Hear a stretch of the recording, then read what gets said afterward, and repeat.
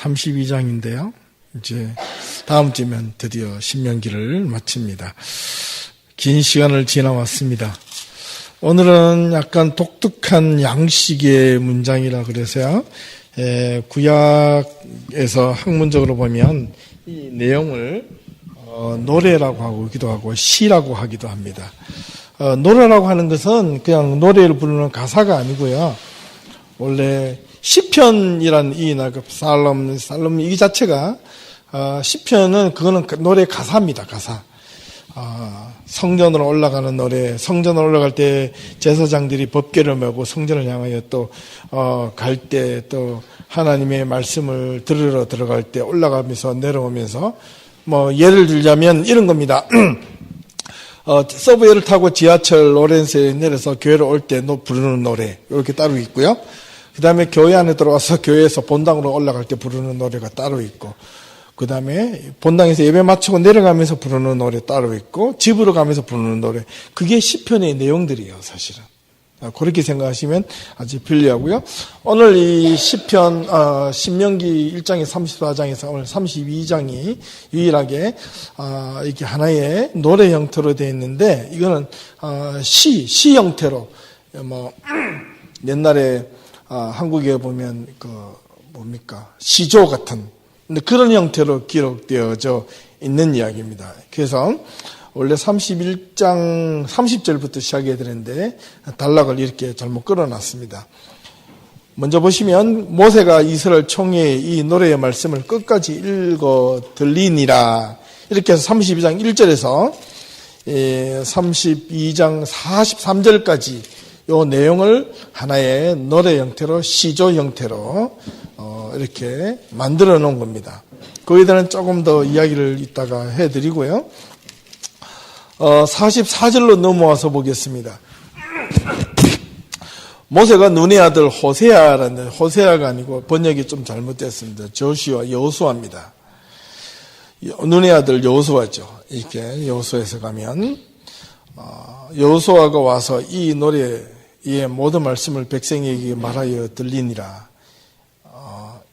모세 앞에는 1절에는 모세가 혼자 한 것처럼 보이는데 이게 혼자 하기는 힘드니까 모세가 이야기하면 눈에 여호수아가 막 따라 부르든지 막 크게 했던 것 같아요. 이제 보세요. 이게 눈의 아들 호세아, 여호수아. 성경에는 1.1획도 가감이 없는데 이 여호수아인데 왜 호세아로 했을까? 그죠? 예, 여러분 그런데 오해하시면 안 됩니다. 이런 거 뭐 좀 글자가 틀린다고 해서 하나님의 말씀이 없어지는 건 아니니까. 그래서 뭐 이런 거 웃자노 큰일 났다. 뭐 하나님의 말씀인데 너무 두려워 안 하셔도 됩니다. 45절 보면 모세가 이 모든 말씀을 앞에 있는 이야기들을 마치고 이스라엘 백성들에게 말하기를 마쳤습니다. 식구 형태로 노래를 부릅니다. 여러분 유대 랍비들이 저도 뭐 하루는 아니죠. 한 이틀에 3일 한 번씩 짧게나마 유대 랍비들이 구약 성경을 읽는 히브리 원전으로 얘들 펴놓고 막 읽는 소리를 듣습니다. 이게 창세기, 출애굽기, 레위기, 민수기, 신명기 같은 거 그렇게 있는데, 요 32장 같은 게 딱 들어오면요, 이 랍비가 어떻게 부르냐면, 이게 우리가 국어책 읽듯이, 우리가 지금 방금 읽었잖아요. 하늘이여 귀를 기울이라 내가 말하리라 땅에 내 입의 말들을 들을지어다. 이렇게 읽지 않고 어떻게 했냐면 하늘이여 귀를 기울이라 내가 말하리라 이런 식으로 읽어요. 이게 노래의 한 19절이기 때문에 그렇게 읽는다는 겁니다. 46절을 보면 그들에게 이르되 내가 오늘 너희에게 증언한 모든 말을 너희의 마음에 두고 너희의 자녀들에게 명령하여 이 율법의 모든 말씀을 지켜 행하게 하라. 보세요. 이 말이 신명기에서 얼마나 많이 나옵니까? 무수하게 나옵니다. 아마 모든 장마다 이 구절이 안 나오는 구절이 없어요. 그죠? 우리가 신앙생활을 해갈 때 아까도 우리가 목사님 기도하시는 그런 가운데 있는데 우리가 삶이 잘못되면서 우리가 하나님의 말씀을 지키지 않으면서 우리의 삶이 무너지고 우리의 삶이 없어졌다고 생각할 때 우리는 하나님을 원망을 참 많이 합니다. 그죠? 예. 근데 우리의 삶에 문제가 생겼을 때 그게 기회라는 것을 우리가 꼭 하셨으면 좋겠어요. 우리 보통 사람들은, 세상 사람들은 그 삶이 무너지면 모든 게 끝이라고 생각하는데, 하나님의 사람들은 삶이 무너질 때 거기에 찬스가 있다는 겁니다. 이걸 포기하시면 안 됩니다. 32장을 준비하다가 오늘 아침에 제가 매일의 묵상을 그걸로 보냈는데요. 사람은 살면서 꼭 몇 번씩은 나름대로 인생의 위기를 경험합니다. 그때마다 삶이 무너지는 것 같고 어찌할 바를 몰라 당황하며 실오락이라도 부여잡고 싶은 심정으로 어딘가에 매달려서라도 삶이 이전처럼 회복되고 싶어 합니다. 그러나 돌아보면 삶이 무너진다는 것이 결코 부정적인 것만은 아닙니다. 무너짐이 있다는 것은 다시 세울 수 있는 여지가 있다는 말입니다. 삶이 뜻대로 되지 않아 무너지는 경험을 할 때마다 우리는 눈에 보이는 현실의 암담함과 위기 때문에 우리가 두려워하고 불안해합니다. 세상은 무너짐에 대하여 용납을 하지 않습니다. 단 한 번의 실수라도 자신의 삶과 인생이 달려있을 때도 있습니다. 그래서 크고 작은 실수라도 하지 않기 위하여 온갖 노력을 다합니다. 그러나 어느 순간 자신의 내면에서부터, 삶의 주변에서부터, 타인으로부터 삶의 무너짐을 당할 때 견딜 수 없는 모멸감과 두려움 그리고 불안에 빠집니다. 그리고 더 이상 아무것도 할 수 없다고 생각하며 인생의 끝자락에, 인생의 절벽 앞에, 인생의 모서리에 서 있다고 느끼며 자포자기하기도 합니다. 하지만 인생은 모든 것이 무너졌다고 해서 결코 그것이 끝이 아닙니다. 성경에는 수없이 인생의 무너짐에 대한 언급을 하고 있습니다. 신앙 안에서 매일같이 무너지는 경험을 할 때마다 하나님이 신선한 위로와 은혜에 대한 공급을 받을 수 있다고 힘주어 말씀하고 있습니다. 그 말씀의 진정한 위안과 삶의 평안을 얻기를 간구합니다. 삶에 무너짐이 있어야 삶의 세움이 있습니다. 절망을 경험해 보지 않은 사람들에게 아무리 절망 같은 철학적인 이야기를 해본들 무슨 소용이 있겠습니까? 다만 모든 것들이 궤변으로 들려지고 마치 시인이 노래하듯 보여지는 도리어 밉고 야속하게 보이기만 합니다. 하지만 무너짐을 경험한 자들은 삶 속에서 철저하게 낮아지고 절망하며 일면의 희망도 의지할 수 없는 세상을 의지했던 그 무너짐이 있을 때 하나님의 은혜로 새로운 세움을 입을 수 있습니다. 종종 하나님은 당신의 백성들에게 이런 혹독한 무너짐을 경험케 하십니다. 언제까지 내 머리와 지혜를 믿고 내 능력과 힘을 믿고 내 자만과 물질을 믿겠느냐라고 반문하시며 가나안의 풍요로운 삶 속에서 부패하고 타락했던 이스라엘 백성들을 향하여 하나도 남김없이 자신을 위한 성전일지라도 모든 것을 무너뜨려 다시 믿음을 세우게 하시는 하나님이심을 오늘 우리는 신실하게 고백하며 나아가야 하겠습니다. 내 삶의 무너짐은 곧 은혜입니다. 내 삶의 절망도 때로는 크나큰 축복입니다. 내 삶의 고통도 때로는 내 삶의 살아있음을 드러내는 증거입니다. 내 스스로 내가 원하는 길대로, 내가 하고 싶은 대로, 내가 이루고 싶은 것으로 비록 내 마음대로 나아가지 못한다 해도 우리 자신은 결코 실망하거나 좌절해서는 안 됩니다. 설령 내 인생 송두리째 모든 것이 무너졌다 해도 그것은 곧 하나님께서 내 삶을 돌아보고 내 인생을 다시 세우게 하시기 위함임을 잊지 마십시다. 너무 자신의 인생이 하나도 흠이 없이 무너짐을 경험하지 못한 자들의 삶은 도리어 더 위험하고 불안할 수 있습니다. 언제 무너질지 모르고 언제 쓰러질지 모르고 언제 좌절될지 모르기 때문입니다. 하나님 앞에 우리 자신이 온전하게 서 있는 사람은 하나님 앞에 있는 것 자체가 은혜요, 구원이요, 감사임을 잊지 마십시다. 오늘 하루 우리 성도들의 삶에 크고 작은 무너짐 앞에서 흔들리지 말고 오직 하나님의 강한 말씀으로 강하고 담대한 믿음으로 멋지게 살아갈 수 있기를 두 손 모아 기도합니다.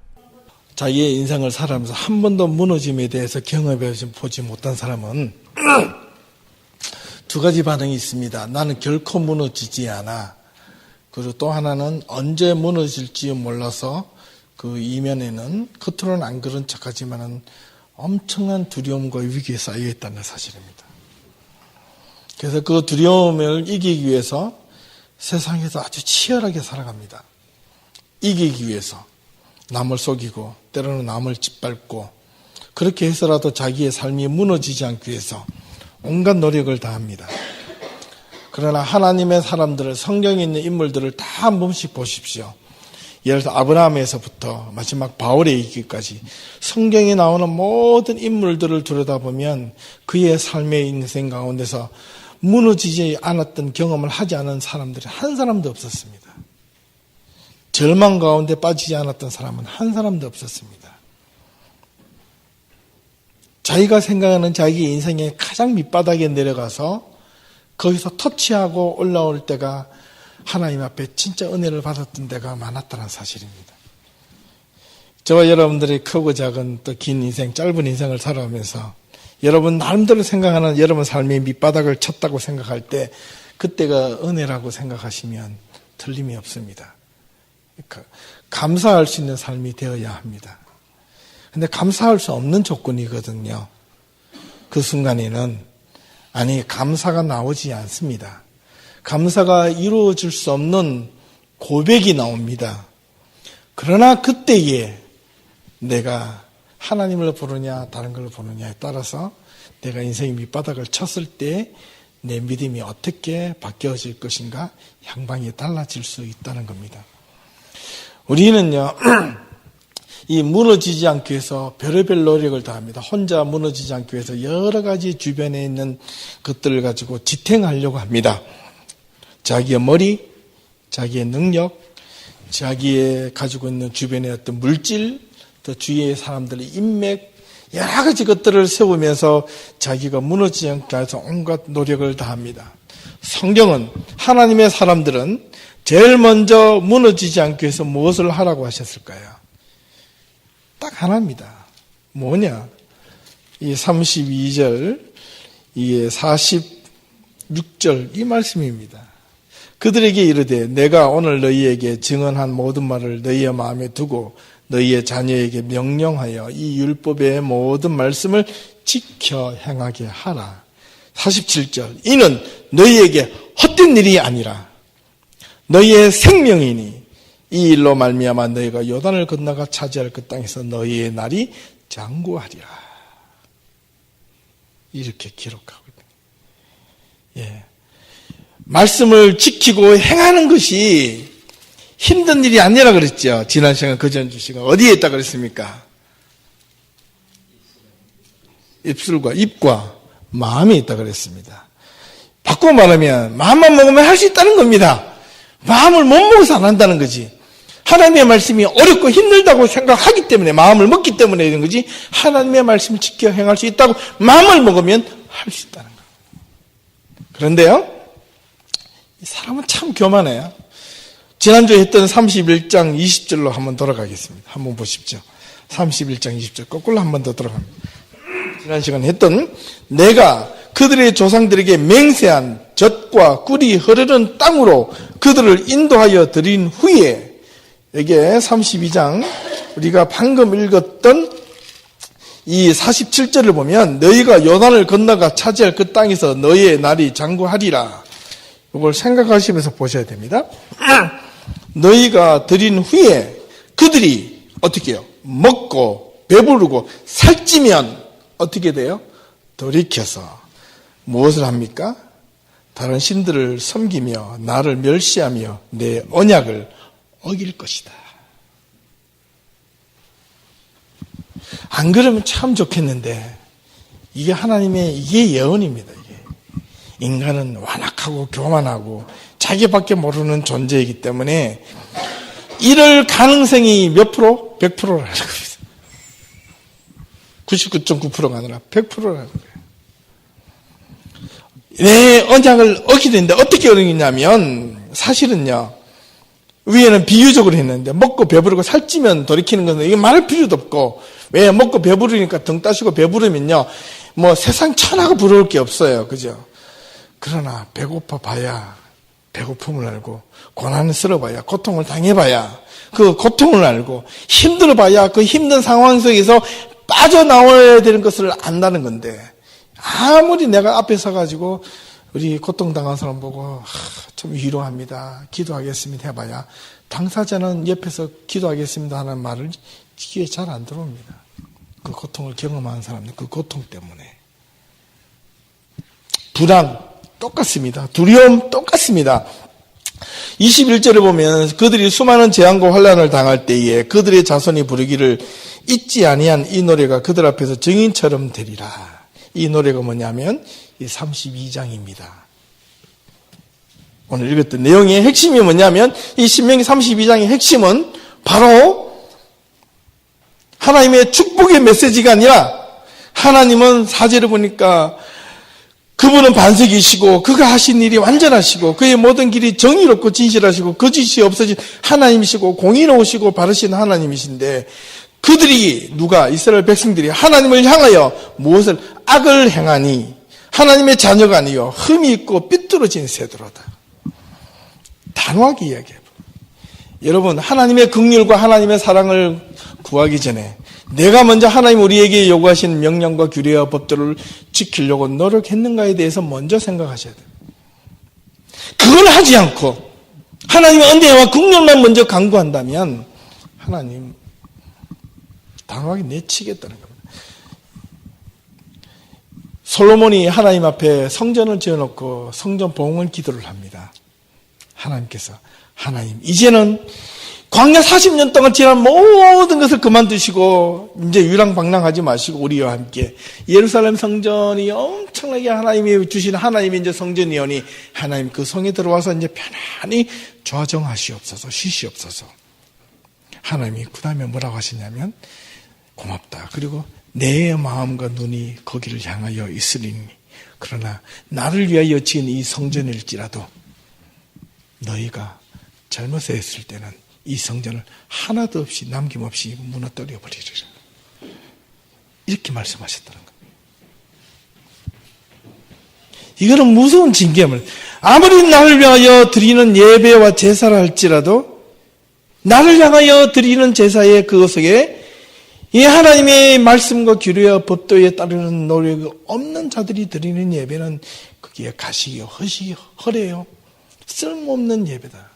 가증한 예배로다. 가증한 자가 드리는 것이로다. 단호하게 외쳐버립니다. 오늘날 얼마나 많은 예배가 있고 얼마나 많은 성도들이 있습니까? 얼마나 많은 목회자들이 있습니까? 어제 저희 집에 미국에서 그 10몇 년 만에 제가 한국에서 전도사 아주 20년 다 됐네. 벌써 10몇 년, 한 20년 가까이 됐는데 제가 데리고 있던 청년이 결혼해가지고 애도 놓고 이래가지고 갑작스럽게 월요일날 전화가 와가지고 저희 집에 뭐 3일 휴가 받았다고 뉴욕에서 왔어요. 밤 늦게까지 대화를 하는 가운데 그런 이야기를 했습니다. 제가 그분에게 한국에는 이 신학교가 점점 엘리트화 되어 가고 있다. 뭐 외국이나 말할 것도 없고 그렇지 않은 학교들도 수없이 많이 있지만 이게 점점 엘리트화 되어 가고 있는 이 신학교, 신학교 MDB 한 번 더 가려면 경쟁률이 뭐 5대1, 10대1 뭐 이렇게 되고 기본 재수, 삼수는 기본이고 뭐 서울대학교 학생들도 뭐 이수, 삼수를 해야지 들어오는 학교.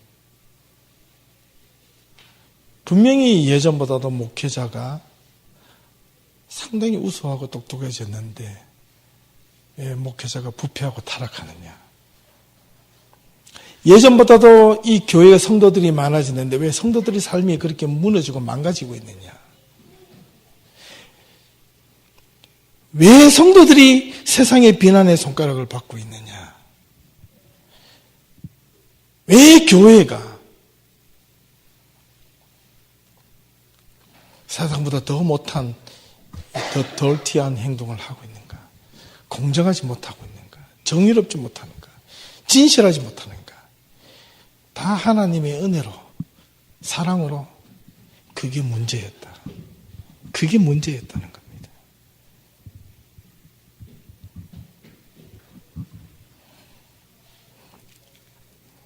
요즘 한국 교회를 비롯해서 수많은 교인의 메시지가 교인들을 마약을 주는 것처럼 교인들의 삶이 일주일 동안 세상에서 힘들게 살다가 주일날 교회에 와서 앉아서 예배 드리는 그 예배에 안 돼서 단지 잠시 잠깐의 내가 삶에 찌들은 그 찌들음에 대한 그 위로만 받고 가려고 한다는 거예요.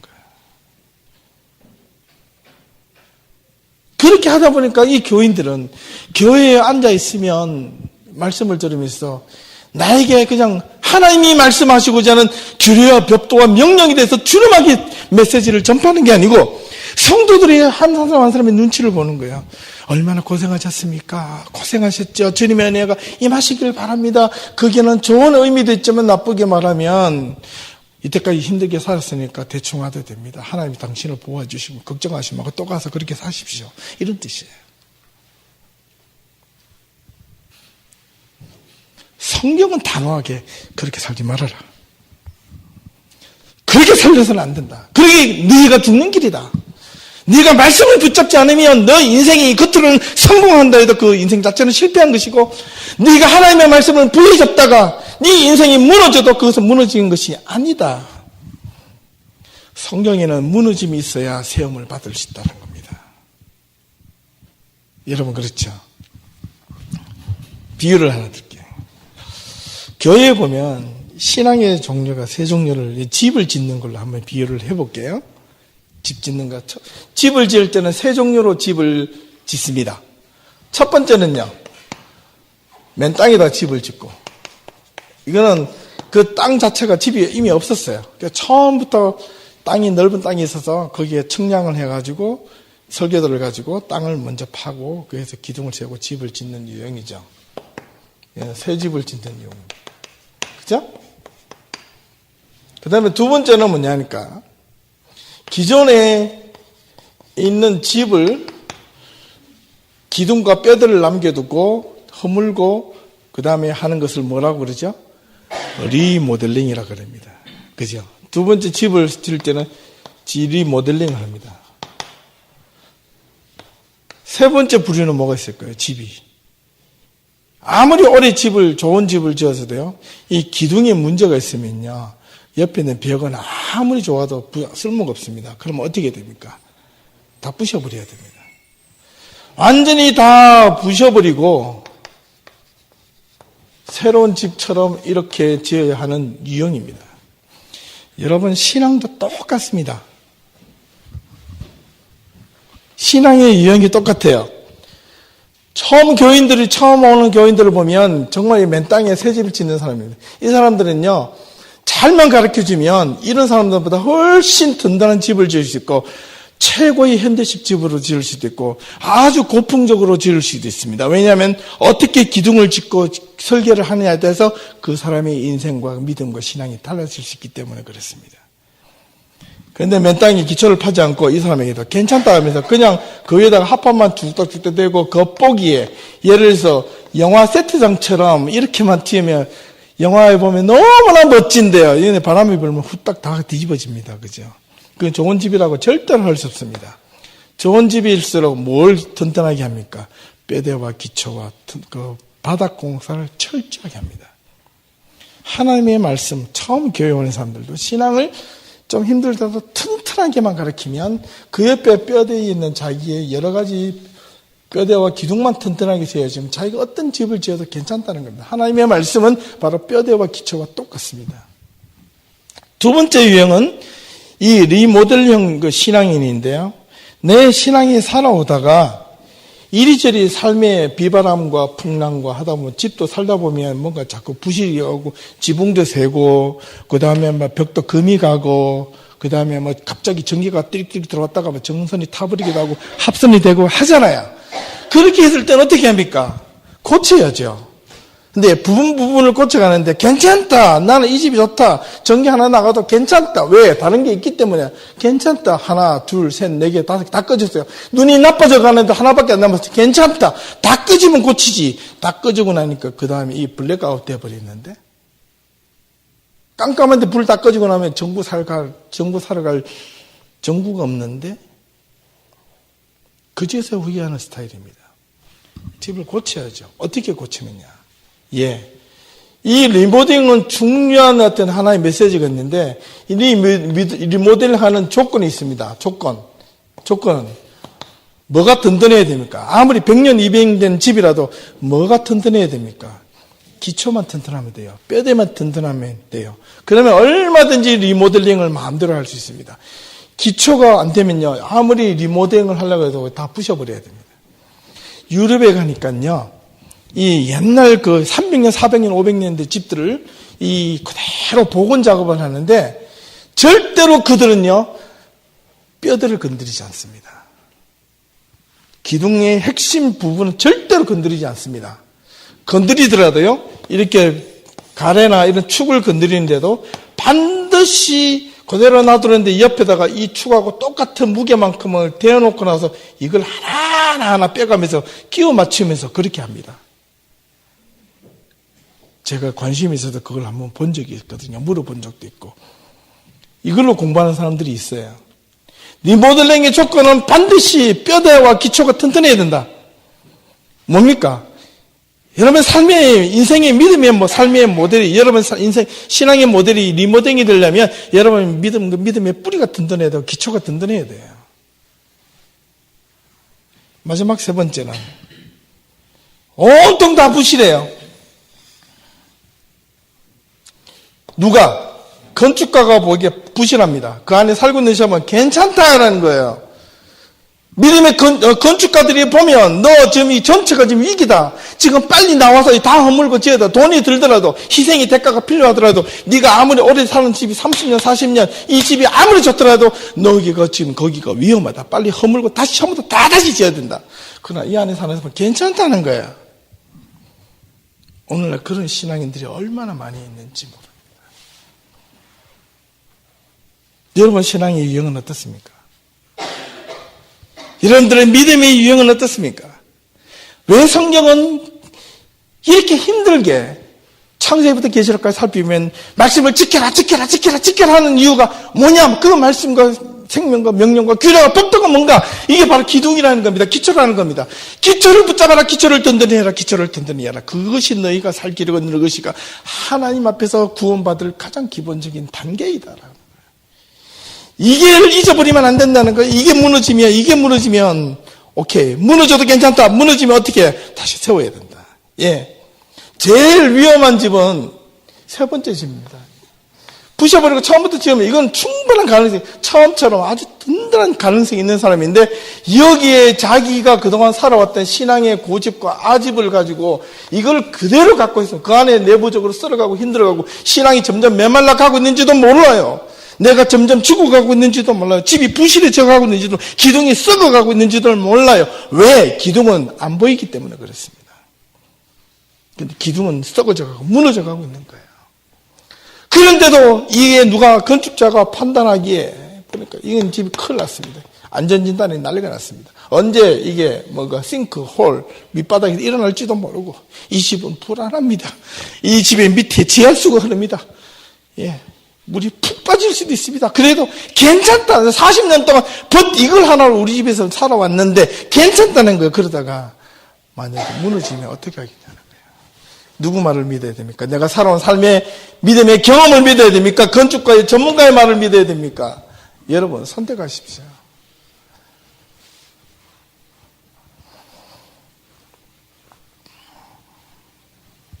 근데 이 건축가가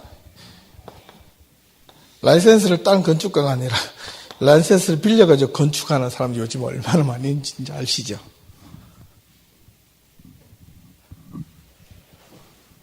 하도급 전문용어로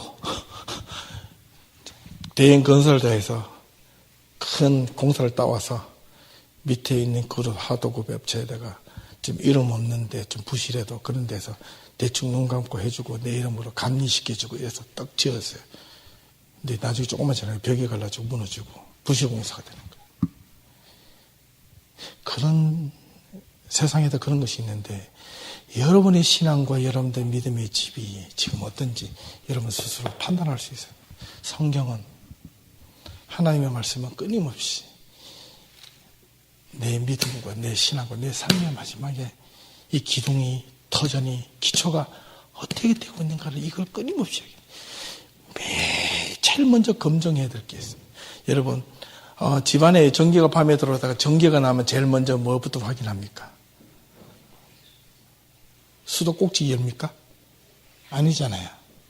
대문 열어보고 불 좀 켜주세요 이랍니까? 아니잖아요. 뭐부터 합니까? 순서만 따라가면 돼요. 전구가 나왔어요. 나머지 불이 다 들어와요. 그럼 뭐만 바깥 끼우면 됩니까? 전구만 바깥 끼우면 돼요. 근데 불이 다 동시에 다 나갔어요. 그럼 어디를 먼저 찾아가야 됩니까? 이게 두꺼비 집에, 한국말로 두꺼비 집에 찾아가요. 요즘 신식 집은 다시 스위치가 자동으로 내려가요. 과부하 걸리면 딱 올리면 돼요. 옛날 살던 저희 집은 이게 동그란 게 돼가지고 휴즈가 있어서 갈아 끼워야 돼요. 100% 거기 가면 그 휴즈가 딱 끊어져 있어요. 사인이라는 겁니다. 근데 낮에 이 전구가 나갔어요. 괜찮다라는 겁니다. 괜찮다라는 거예요. 언제까지? 저녁에 안 온다는 거예요. 그 사람들은. 저녁에 올 때 후회하는 겁니다. 여러분 인생의 말로가 됐을 때, 여러분들의 믿음과 여러분 삶에 진짜 위기가 왔을 때, 여러분의 어둠이 왔을 때, 인생의 삶의 어둠이 왔을 때, 여러분 준비해 놓지 못하고 휴즈가 나왔을 때 하나님과 연결고리를 이을 수가 없습니다. 하나님은 그걸 뭘로 이으라고 하시죠?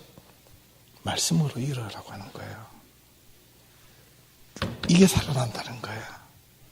이걸 포기하면 안 된다는 거예요. 제가 요즘 예레미야를 준비를 한다고 광고를 냈고 여러분들한테 말씀드리는데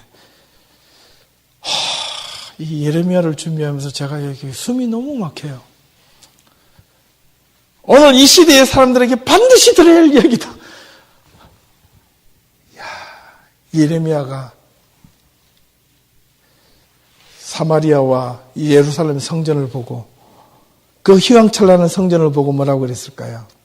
아니 그보다도 먼저 여러분 유명한 시인들 뭐 좋은 가을의 기도 김현성 가을에는 기도하게 하소서 단풍을 보고 저기 울긋불긋한 그 나뭇잎처럼 내 마음의 믿음에도 신앙으로 물들게 하소서 얼마나 멋진 이야기입니까? 이런 기도처럼 이 예루살렘 성전을 보고 시인이 만약 거기 가서 딱 보았다면 이 예루살렘 성전을 보고 얼마나 칭찬을 했겠습니까? 하나님의 성전이로다 내부로 들어가니까 금으로 뭐로 철량한 놀라운 하나님의 집이로다 그랬겠지만 선지자가 예루살렘 성전을 보고 예레미야가 성전을 보고 뭐라 그래요?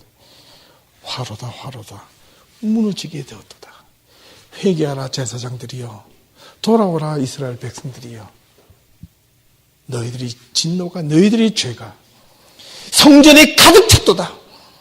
너희들이 거기서 예배를 드리는 그 예배가 하나님이 참을 수 없는 그런 분노가 가득 찼도다. 회개하라 회개하라 그랬을 때 그때 제사장들은 뭐라 그랬을까요? 이스라엘 백성들을 보고 뭐라 그랬을까요? 저 미친놈 도란 놈.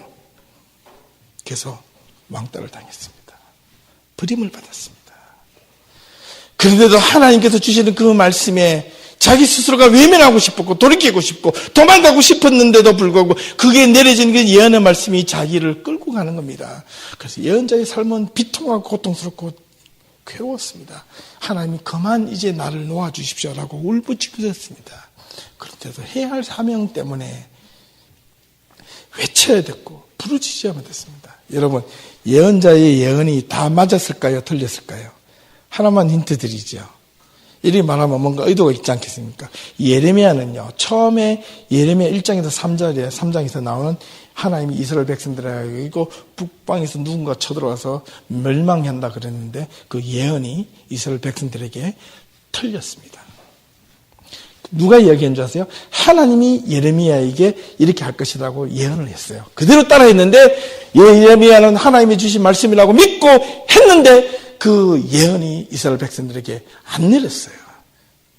이스라엘 백성들이 제사장들이 보고 저 녀석을 거짓 선지자라고 외쳤던 겁니다. 그런데 그 뒤에 그보다 훨씬 더 큰 재앙이 바로 이어서 다가오는 겁니다. 하나님의 말씀은 그걸 보셔야 돼요.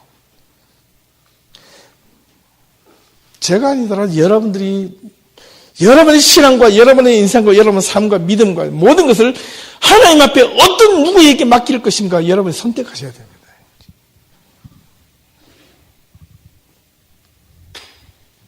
하나님은 정의롭고 공의, 이게 우선이 돼야 돼요.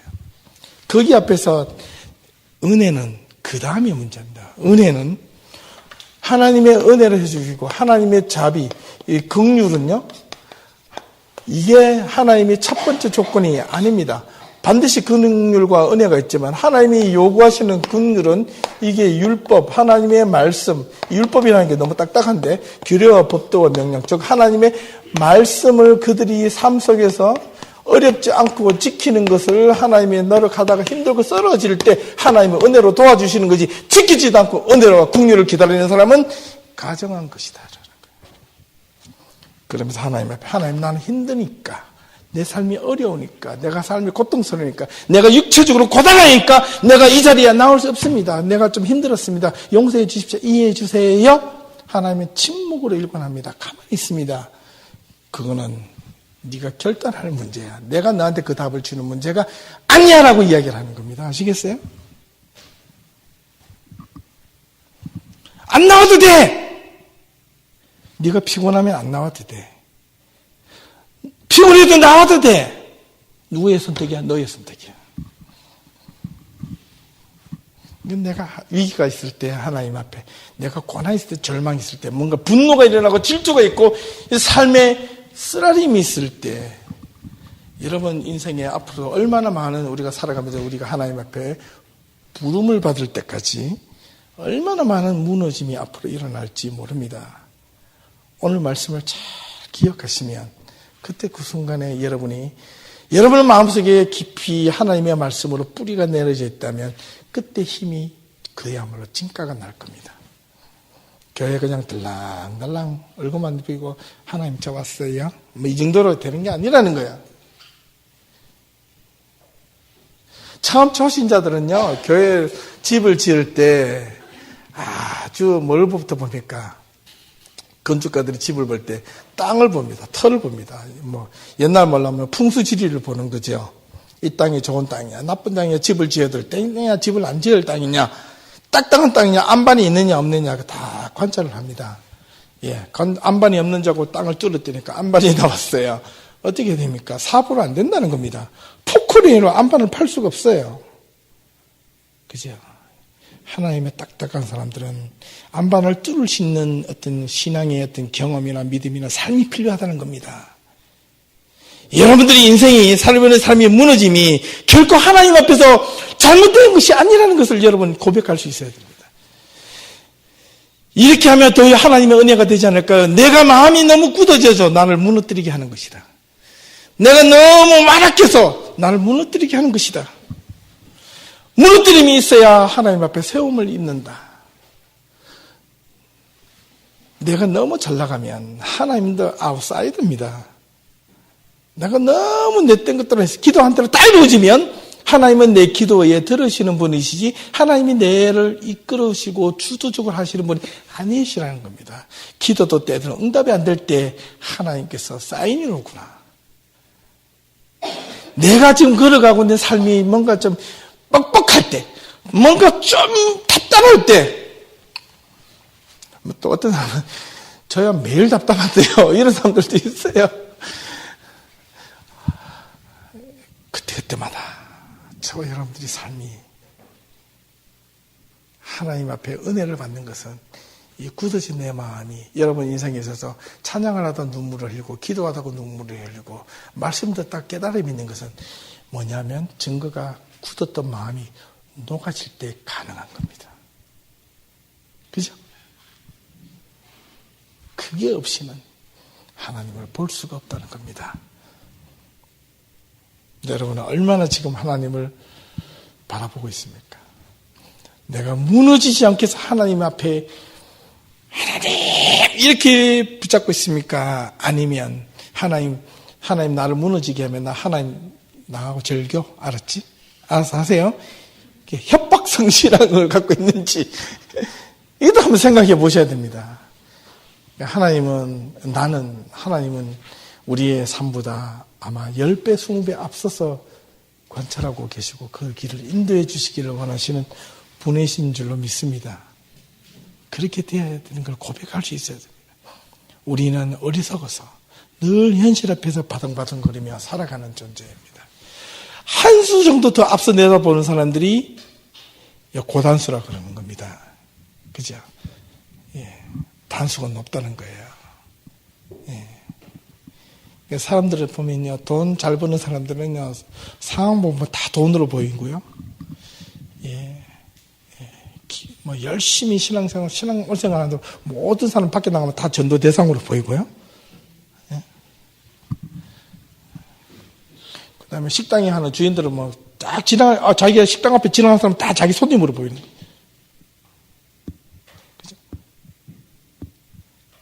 자기의 생각이죠. 예. 근데 아무도 안 들어와요. 나는 준비가 되는데 왜 안 들어와? 이렇게 하지 말고 거꾸로 생각하라는 거예요.